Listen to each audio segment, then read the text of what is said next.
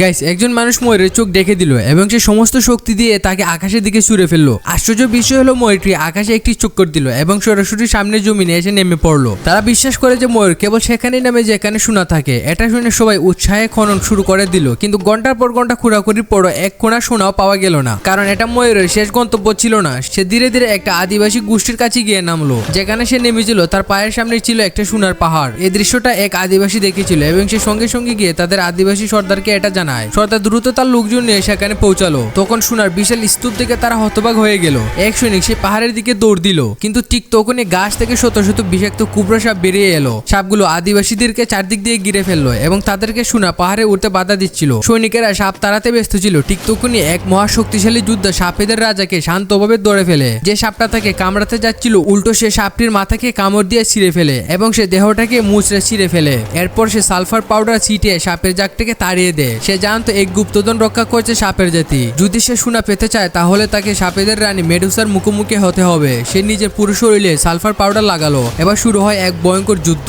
Part 2 দেখার জন্য subscribe করুন।